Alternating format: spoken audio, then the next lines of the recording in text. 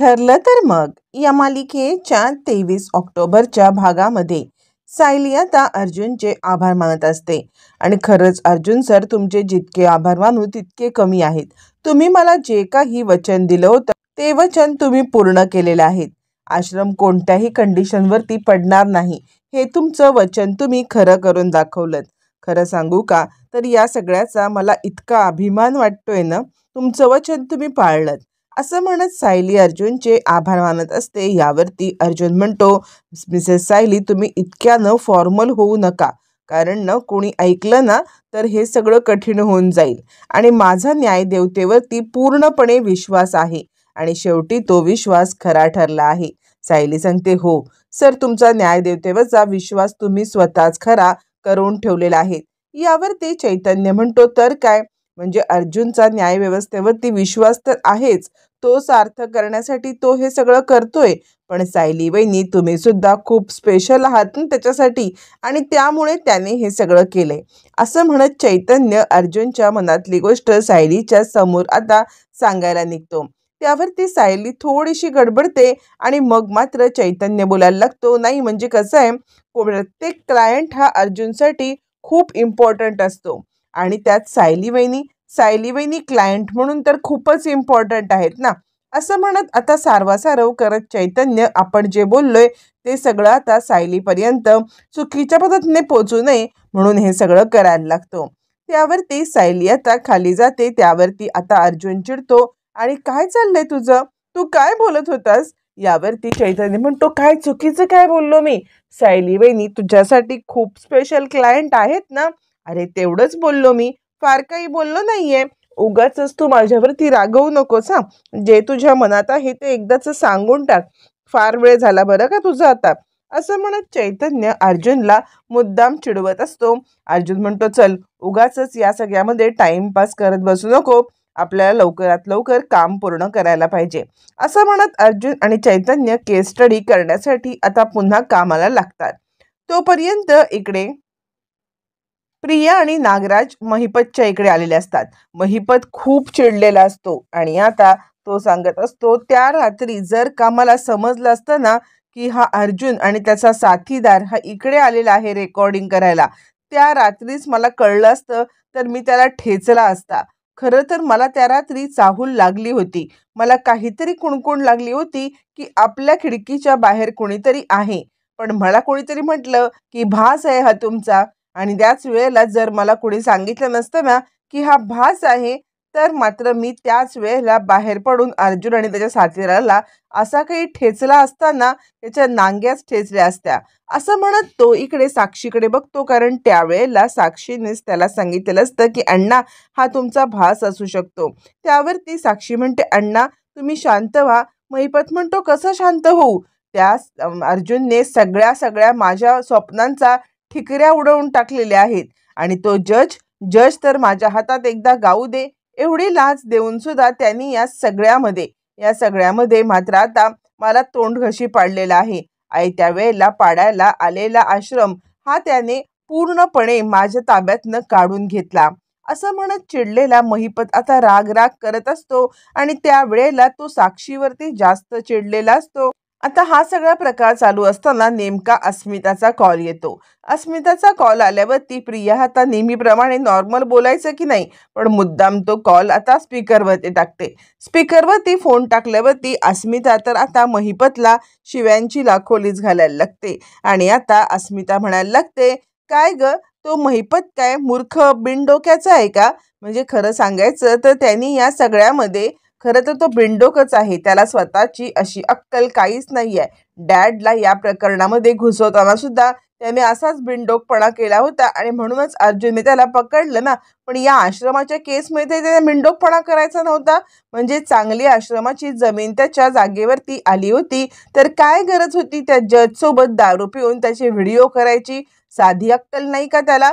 मूर्ख आहे का तो. अर्जुनने आता हा जर का व्हिडिओ केला नसता तर आत्तापर्यंत आश्रम पूर्णपणे त्याच्या ताब्यात असतं आणि ते आश्रम पडल्यावरती सायलीच्या चेहऱ्यावरती जो काही दुःख झालं असतं ना, ते दुःख मला पाहायला मिळालं असतं. पण काय त्याचं करायचं. इतका बिनडोक कुणी असतं का की हातातोंडाशी आलेला घास हा असा निघून जातो? खरंच तो ना महिपत इतका बिनडोक आहे, असं म्हणत अस्मिता महिपतला खूप काही बडबड बडबड बडबड बडबड करत असते, त्याला शिव्या देत असते आणि स्पीकरवरती फोन असल्यामुळे महिपत हे सगळं ऐकत असतो आणि त्यावेळेला महिपत चिडतो आणि आता तो बोलतो आणि आता अस्मिता म्हणते, काय ग तन्वी, हा कुणाचा आवाज आहे? महिपत जोरात ओरडतो. अस्मिताचा फोन आता प्रिया कट करते आणि म्हणते, काय चाललंय तुमचं? म्हणजे त्या अस्मिताला कळलं असतं ना की तुम्ही आहात ते. यावरती महिपत म्हणतो, कुणाला काहीही कळू दे, मला काही फरक पडत नाहीये. यावरती आता प्रिया चिडते आणि काय खोटं बोलली होती? ती बरोबरच बोलली. मला तर असं वाटतंय मी तर तुमच्या चुकीच्या टीम मध्ये आले. म्हणजे एक काम तुम्हाला नीट करता येत नाहीये. त्या ह्याला जजला लाच दिलीत तर दिलीत, पण लाच देऊन उपयोग काय केला? पैसा पण तुमचा गेला आणि तशीही तुमच्या हातातून तुमची आता आश्रमाची जागा पण गेली. साधी सोपी अक्कल तुम्हाला नाही आहे का? म्हणजे या सगळ्यामध्ये तुम्हाला एक काम धड करता येत नाहीये. तो अर्जुन सुभेदार बघा, तुमच्या 4 पावलं नेहमी पुढे असतो. तुमचा प्रत्येक प्लॅन फ्लॉप करत असतो आणि तुमच्या प्रत्येक प्लॅनमध्ये खोडा घालत तुम्हाला तोंडावरती आपटत असतो. पण तुम्ही मक्खासारखे दरवेळेला हे सगळं करत असता. मी तर चुकीचीच टीम निवडलेली आहे. या सगळ्यामध्ये मला आता तुमच्या टीममध्ये राहायचंच नाहीये. असं म्हणत असताना इकडे आता साक्षी चिडते आणि प्रिया, काय बोलतेस तू? प्रिया म्हणते, काय चुकीचं काय बोलते मी? मी बरोबर तेच बोलले. या महिपतला एक काम धड करता येत नाहीये आणि तो मोठा सांगतोय मला. असं म्हणत प्रिया काहीही बडबडायला लागते आणि आता त्यावरती महिपत इतका चिडतो की प्रियाच्या फाटकन एक मुस्काटीत देतो आणि आता सगळेच जण हादरतात. या सगळ्यामध्ये प्रिया तर चांगलीच घाबरते. म्हणजे काही समजायच्या आत पडलेली थोबाडीत ही प्रियाला खूप महागात पडलेली असते. आणि आता इकडे नागराज बोलायला लागतो, अरे महिपत, केवढ्या जोरात मारलंस तिला. अरे जीव जाईल ना तिचा फटक्यात. साधी गोष्ट तुला कळत नाहीये काही, एवढ्या मोठ्याने मारायचं नसतं म्हणून. यावरती महिपत म्हणतो, मग हिला कुणी चुरू चुरू बोलायला सांगितलंय? तोंडाला येईल ते मनाला येईल ते बडबड करतीये आणि मी गप्प बसू का? असं म्हणत महिपत पण चिडलेला असतो. आणि काय बोललीस तू? माझ्या टीम मध्ये तुला राहायचं नाहीये ना? अगं तू काय माझ्या टीम मध्ये नाही राहणार? मीच तुला माझ्या टीम मधून काढून टाकतो. जा, आजपासून तू माझ्या टीम मध्येच नाहीयेस. या असल्या नालायक मुलीची मला माझ्या टीम मध्ये गरज नाही. चल फुट. असं म्हणत तो आता इकडे या सगळ्यामध्ये प्रियाला चांगलाच बडबडतो. इतकंच नाही, नुसता बडबडून त्याचं काम होत नाही, तर तू आमच्या टीम मध्ये नाहीस अशी तिची हक्कलपट्टी सुद्धा करून टाकतो. चिडलेली प्रिया रागारागात आता इकडे बाहेर यायला निघते ती डायरेक्ट पोलीस स्टेशनला जायला. प्रिया आता विचार करते, काहीही होऊ दे, कितीही काही होऊ दे, आता पोलीस स्टेशनला गेल्याशिवाय गप्प बसायचंच नाही. तोपर्यंत इकडे आता कुसुम सायलीच्या खोलीत आलेली असते. कुसुम ज्या वेळेला सायलीच्या खोलीत येते त्यावेळेला सायली विषय काढते. काय ग कुसुमताई, तू तर म्हणत होतीस की अर्जुन सरांनी दुसरी केस घेतली असेल. अर्जुन सर ही केस पूर्णपणे विसरले असतील. पण बघितलंस ना कुसुमताई, किती काही झालं तरी अर्जुन सर ही केस सोडणार नाहीयेत. अर्जुन सरांच्या डोक्यामध्ये ही केस एकदम फिट्ट बसलेली आहे आणि आज त्यांनी आपलं आश्रम वाचवून हे सिद्ध केलंय ना. यावरती इकडे आता लगेचच कुसुम म्हणायला लागते, हो ग बाई हो, तुझे अर्जुन सर ग्रेट आहेत. मी चुकले बरं का. म्हणजे या सगळ्यामध्ये अर्जुन सरांच्या बद्दल मी जो ठोकताळे मानले ते पूर्णपणे चुकीचे होते, हे मात्र आता मी कबूल करते. तुझे अर्जुन सर एकदम ग्रेट आहेत. सायली म्हणते, तर आहेतच अर्जुन सर ग्रेट आणि आश्रमाची जागा वाचवण्यासाठी ते काहीही करू शकतात. त्यांनी वचन दिलं होतं की किती काही झालं तरी आश्रमाची जागा मी पडू देणार नाही आणि त्यांनी त्यांचं वचन खरं केलं. खरंच अर्जुन सर तुम्ही खूप ग्रेट आहात. असं म्हणत सायली आता इकडे कपडे कपाटामध्ये ठेवता अर्जुनचे एक शर्ट घेते आणि त्याला घट्ट मिठी मारते. मिठी मारल्यावरती अर्जुन सरांना ती फील करते अर्जुनला आणि तिला सगळे ते मोमेंट आठवतात. कशा पद्धतीने अचानकपणे डॅशिंग एंट्री घेत अर्जुनने महिपत शिकरे, हा आश्रमाचा स्टे ऑर्डर आणि हे आश्रम तू पाडू शकत नाहीस, अशी कशी जोरदार त्याला आता धमकी दिलेली असते. कशा पद्धतीने आता हे सगळं आश्रमाचं पाडणं थांबवलेलं असतं. हे पुन्हा पुन्हा पुन्हा पुन्हा आठवत आता सायली खूपच खुश होत असते आणि त्याच विचारामध्ये अर्जुनचा आता इकडे अर्जुनचं शर्ट घेऊन त्याला मिठी मारून मस्तपैकी एन्जॉय करत असते.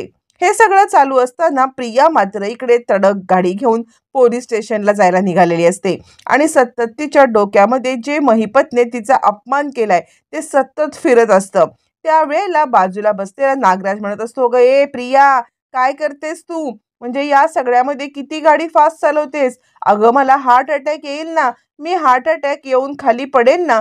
यावरती प्रिया म्हणते, येऊ दे हार्ट अटॅक, आता मी कोणाच्या बापाला घाबरत नाहीये, मी आता कोणालाही घाबरणार नाहीये आणि किती काही झालं तरी सुद्धा या सगळ्यामध्ये मी आता तुमचं सगळ्यांचं भांडं फोडणार. काय म्हटलात तुम्ही की मी तुमच्या टीममध्ये नाहीये ना?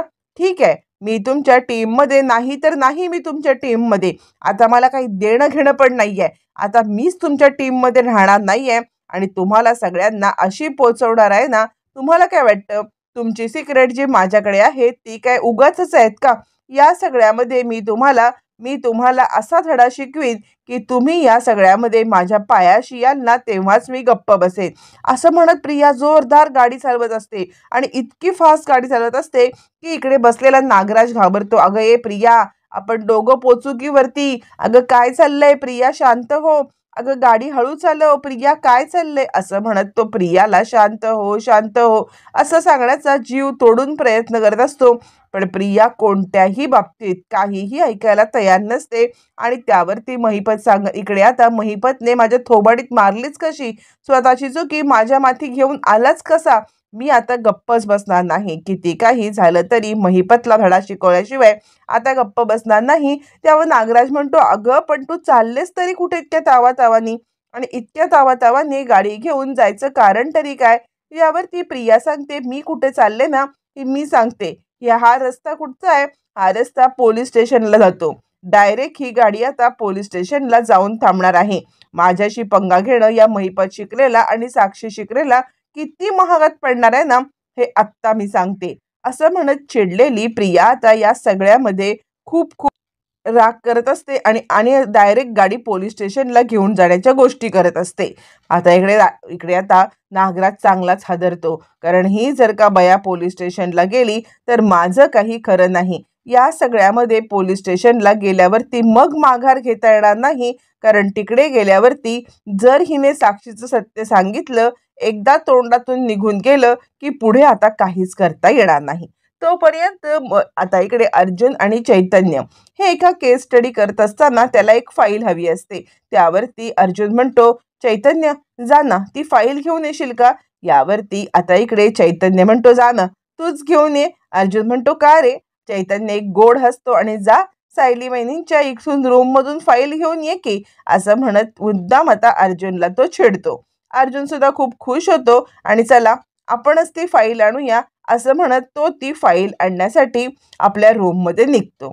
ज्या वेळेला अर्जुन फाईल आणण्यासाठी रूममध्ये निघतो त्यावेळेला कुसुम आणि सायली हे दोघी जणी आपल्या रूममध्ये म्हणजे सायलीच्या रूममध्ये गप्पा मारत बसलेले असतात. अर्जुन फाईल आणण्यासाठी जातो आणि अर्जुन चक्क त्या दोघींच्या गप्पा आता ऐकणार असतो. इकडे तोपर्यंत नागराज सांगत असतो, जो डोकं फिरलंय का? डायरेक्ट पोलीस स्टेशन काय करतेस तू? तुला वेड लागलंय का? हे बघ, वेड्यासारखं काहीतरी करू नकोस, ऐक माझं. यावरती प्रिया म्हणते, मला थोबाडीत मारताना महिपत शिकरेने विचार केला होता का? त्याने विचार केला का की हिच्या थोबाडीत कशी मारू? मला टीम मधून बाहेर काढतोय ना. मी टीम मधून बाहेर पडल्यावरती तुमची टीम कशी कोलमडते ना आणि तुमचे कसे 3-13 वाजतात ना, हेच मला तुम्हाला दाखवायचं आहे. आता बघाच तुम्ही या सगळ्यामध्ये मी तुम्हाला कशी पुरून उरते ते. असं म्हणत चिडलेली प्रिया आता काहीही करून या सगळ्यांना मी धडा शिकवणार म्हणजे शिकवणारच आणि गाडी पोलीस स्टेशनला नेणार म्हणजे नेणार, या आपल्या डिसिजनवरती फर्म असते. इकडे आता सायलीने अर्जुनचा शर्ट कवटाळलेला असतो आणि त्याच्याशी ती आता छानपैकी स्वप्न पाहत असते. तेवढ्यात तिला भानावरती आणत आता इकडे कुसुम म्हणते, काय चाललंय तुझं सायली? म्हणजे तू अर्जुन सरांच्या प्रेमामध्ये पूर्णपणे वेडी झालेली आहेस. या सगळ्यामध्ये ज्या वेळेला तुला समजेल की अर्जुन सरांचं तुझ्यावरती प्रेमच नाहीये किंवा अर्जुन सरांच्या मनामध्ये तशी कोणती भावनाच नाहीये, त्यावेळेला काय करशील तू? सायली म्हणते, कुसुमताई खरं सांगू का, तर इतकं सगळं जे माझ्यासाठी अर्जुन सर करतायत ना, या सगळ्यामध्ये त्यांच्या मनात खरंच खरंच काही माझ्याबद्दल भावना नसेल का, असं तुला वाटतंय का? यावरती आता इकडे कुसुम म्हणायला लागते, हे बघ सायली, तुझं हे जर का प्रेम एकतर्फी असेल ना, तर या सगळ्याचा तुला खूप खूप खूप त्रास होऊ शकतो. त्यामुळे एक गोष्ट लक्षात ठेव, या सगळ्यामध्ये तू लवकर जितक्या भानावरची येशील ना, तितकं खरं आहे. यावरती सायली म्हणते, कुसुमताई, तुला खरंच वाटतंय का, की अर्जुन सर माझ्यासाठी जे इतकं सगळं करतायत, त्यांच्या मनात काडी मात्र माझ्याबद्दल काही भावना नसेल आणि तरीसुद्धा ते माझ्यासाठी इतकं करतायत? यावरती कुसुम म्हणते, हे बघ, मनाने चांगला असलेला माणूस ना, कोणताही मनाने चांगला असलेला माणूस हा माणुसकीच्या खातर हे सगळं करतोच. यावरती सायली म्हणते, पण आउट ऑफ द वे जाऊन माणूस सगळ्यांसाठी असं करत नाही ना. यावरती इकडे आता कुसुम तिला समजवण्याच्या सुरात म्हणते, हे बघ सायली, मला काय वाटतं माहिती आहे का, या सगळ्यामध्ये तुझा खूप मोठा गैरसमज तू स्वतःचाच करून घेतलायस. तू अर्जुन सरांच्या प्रेमामध्ये इतकी वेडी झालेस ना, की ते पण तुझ्यावरती तेवढंच प्रेम करतात असं तू मनामध्ये वाटून घेतेस. पण तुला कुठे कन्फर्म माहिती आहे की अर्जुन सरांच्या मनात नक्की काय आहे, किंवा अर्जुन सर तुझ्याबद्दल काय विचार करतायत? असं म्हणत कुसुम आता सायलीला भानावरती आणण्याचा प्रयत्न करत असते आणि ती सायलीला या सगळ्यामध्ये तू कन्फर्म कर, जे काही आहे ते तू कन्फर्म कर, असं ओरडून ओरडून सांगत असते.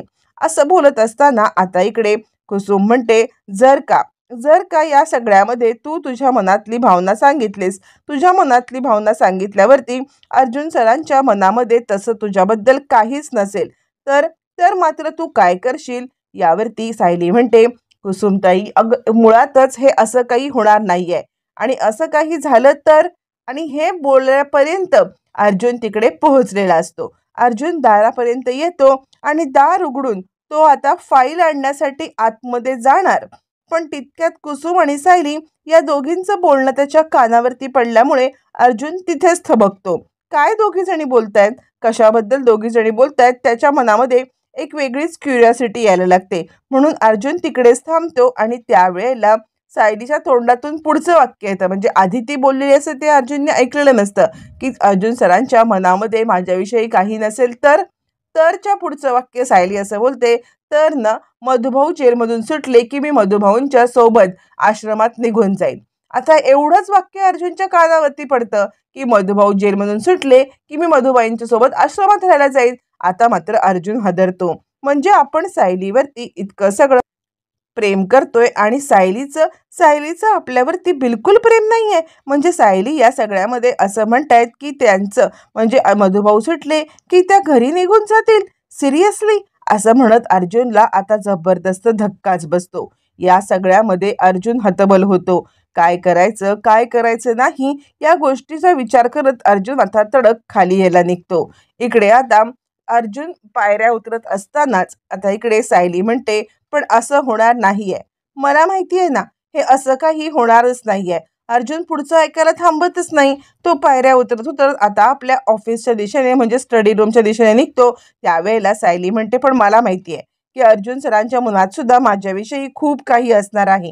यावरती कुसुम म्हणते, बघ, पण जे काही आहे ना, ते लवकराच्या लवकर करून टाक. कारण मला असं वाटतंय की तू जेवढं लवकर हे करशील ना, तेवढ्या लवकर या सगळ्यातून बाहेर पडशील. यावरती सायली म्हणते, तू मनाने ठरवलेलंच आहेस ना आता की अर्जुन सरांच्या मनात काही नाहीये? यावरती कुसुम म्हणते, नाही ग, मी मनाने का ठरवेन? मी मनाने काहीही ठरवलेलं नाहीये. मला फक्त इतकंच वाटतं की या सगळ्यामध्ये तुला त्रास होऊ नये आणि तू या सगळ्यामध्ये स्वतःला त्रास करून घेऊ नयेस. त्यामुळे तू लवकरात लवकर जे काही आहे ना, ते अर्जुन सरांसोबत बोलून घे. म्हणजे अर्जुन सरांसोबत जितक्या लवकरात लवकर तू बोलशील, तितक्या लवकर तुला क्लिअर होईल आणि तितक्या लवकर तुला अंदाज घेता येईल की आपल्याला पुढे काय करायचं आहे. इतकंच फक्त मला म्हणायचं आहे आणि तितक्याचाच फक्त तू निर्णय घ्यावास असं मला वाटतंय. यावरती सायली म्हणते, तू काळजी करू नकोस कुसुमताई, मी लवकरात लवकर अर्जुन सरांच्या मनामध्ये काय आहे ही गोष्ट नक्की जाणून घेईन. ही गोष्ट जाणून मग त्यानंतर या सगळ्यामध्ये विचार करेन. असं म्हणत सायली मनाशी ठरवते की किती काही झालं तरी अर्जुन सरांना मला आता ही गोष्ट सांगायलाच पाहिजे आणि या गोष्टीचं क्लॅरिफिकेशन घ्यायलाच पाहिजे. असा जिकडे सायली विचार करत असते, तिकडे अर्जुनने अर्धवट वाक्य ऐकलेलं असतं की मधुभाऊ जेलमधून सुटले की या सगळ्यामध्ये मी मी आश्रमात निघून जाईल. आणि अर्जुन तेवढंच वाक्य डोक्यामध्ये घोळवत ठेवतो आणि तो आपल्या स्टडी रूमच्या दिशेने येतो. इकडे चैतन्य काम करत असतो आणि त्याला वाटतं की अर्जुन या सगळ्यामध्ये फाईल आणायला गेलेला आहे आणि तो फाईल घेऊन आला. चैतन्य स्टडी करत असतानाच म्हणतो, दे अर्जुन फाईल दे, असं म्हणत तो अर्जुनकडे फाईल मागतो. अर्जुनकडे फाईल मागितल्यावरती मग मात्र अर्जुनच्या हातात काहीच नसतं.